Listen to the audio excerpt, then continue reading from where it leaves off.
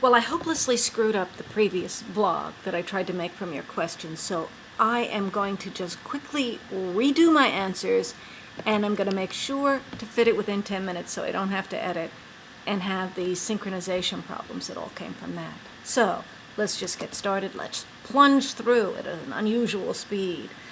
Maxine Weiss said, we all know height determines personality. How would your personality be different if you were taller? Well, I would be more imperious, I'd be more arrogant, more high-handed, especially toward people like you, Maxine. Palladian said, talk about perfume. I think you said once that you wear YSL Paris, but do you wear or like any others? Do you have any perfume-related memories? Well, I stick to YSL Paris right now, which is a perfume that I chose because I like the shape of the bottle. It's nice and round. Doesn't look like it's going to fall over like some of those other bottles and like unusually tall people. But I do have a perfume-related memory about the perfume that I wore in the 1960s, and that was Eau de London, O spelled O-H with an exclamation point, and that was a Yardley perfume that seemed to exemplify mod fashion and went along with Mary Quant makeup and stuff like that.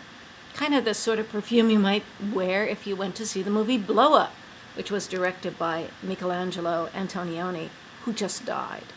Blow Up was a movie that took the sort of mod setting of London for me and put it in a darker, deeper kind of a context that involved philosophy and people actually having sex as opposed to being just, happily in love.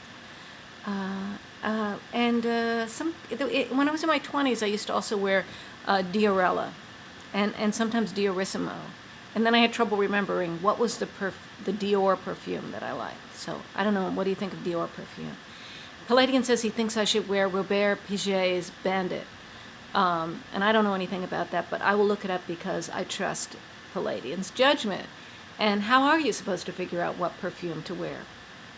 How do you do it? Picking the bottle based on your aesthetic feeling for things that don't fall over. What does that have to do with how things smell? So I'm going to defer to the expert and try to find that. Reader I am asked whether dead animals or sleeping ones are more interesting to photograph. And I note that it's more interesting to photograph a sleeping animal because the flash or the sound of the button might wake up the animal and then it might attack you. But actually, I think from an aesthetic standpoint, a sleeping animal is kind of boring, whereas a dead animal might have some interesting insects clustered, perhaps going right for the eye, like some crazy insect smorgasbord. That might be. I might photograph that. Let's see. Patty O says, do you think cinnamon is overused or underused in our society? I think it's overused, especially as it's wafted into the air at Starbucks and Barnes and Noble. There are all these places that just reek of cinnamon. And they almost act like cinnamon is the smell of coffee. It's not the smell of coffee. Wake up and smell the coffee. I don't want a veil of cinnamon between me and coffee. I want to get to reality. Ruth Ann Adams asks, are you wearing blue-tinted contact lenses? Absolutely not. You may think my eyes look blue, but that's because they actually are blue. I have never worn tinted contact lenses. I don't want some veil of color between me and reality. I want to see life as it is. I want to seek out beauty, but not by putting some layer over top of it. So don't put any layer of cinnamon over my coffee smell. Don't put any blue tint on my contact lenses. Let's get to the heart of things. Let's see reality. Isn't that what Michelangelo Antonioni did?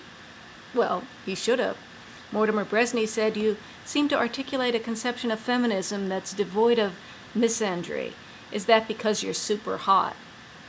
I have to say no comment. On an earlier vlog, you said you cultivated disrespect. Ooh, naughty. What does this mean? I'm just referring to the way I don't live up to people's stereotype of how a law professor should act. And I'm developing a style of personal expression that involves kind of putting myself out there to some extent and kind of inviting people to take shots at me and say that I'm stupid and drunk and what's the other one? Nutty. So let them do that. Let them engage. Let's really have the real thing. Madison Man asked how my sons got got their names. My older son, John, was named after John Lennon, who died a few months before my John was born. And my second son was named Christopher because that was always my favorite boy's name. But in 1981, when my first son was born, I felt that you just can't use such a Christian name with a Jewish last name. My ex-husband was Jewish, had a very Jewish last name. And, I guess by 1983, I just didn't feel that way anymore. The barriers are always falling. Let's see. XWL asks a question that's really hard to answer in a short amount of time, and it's a hypothetical about a cruise ship with 10 possible groups of people that might be on the cruise ship, and then I was supposed to order them from 1 to 10 in the order the ones that would be, who would most likely drive me crazy, who would most likely be a good time. And I put the Althouse Commentariat first as being the best, the most fun. And part of that is that when I know people just from writing, I picture them as all very good looking, very smart, very nice, and I picture a great time. So the more I actually know, the less I'm going to be controlled by this optimistic fantasy that I have. I'd also be happy with the 364 other law bloggers, some of whom I actually know. The people from the Daily Coast Convention, I think they'd be pretty much just like people from Madison, so they'd be okay one way or the other. Extreme green Hollywood types a la Laurie David, they'd be fun and get some good blogging out of it. At least they'd be celebrities, And they'd probably be pretty gutsy and stand up to things and maybe act foolish some of the time, but that'd be just good blogging. Vegan sexuals sound kind of dull. Freepers, I have no idea what they're like. National Review Online writers and fans, and then New Republic writers and fans. Which would you prefer? I don't know. Who would be the more interesting of the two? I'll bet the National Review people would be more interesting, even though probably politically I agree more with the New Republic readers. The Spring Breakers and the over 70 AARPers are the ones I would put last. Michael Farris asked how I felt about the death of Antonioni, not anywhere near as much as I felt about Ingmar Bergman. And he also wanted to know how I felt about the fact that my readers don't seem to care about Ingmar Bergman that much. And I think, I understand why that is, because I don't try to set a tone of kind of high-flown artsiness on the blog. So probably the people who are into Ingmar Bergman go elsewhere for their reading. I blog about American Idol. The kind of people that would be really into Ingmar Bergman would probably, scoff at me for that, and reject that. But I don't care. We can talk about all sorts of things. We don't have to agree on what's good. And my tone is not very much like Ingmar Bergman's, so I'm not surprised.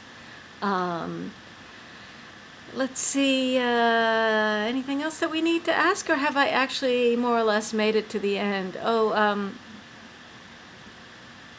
did the subject of pastrami come up? Bill asked, vegan sexual.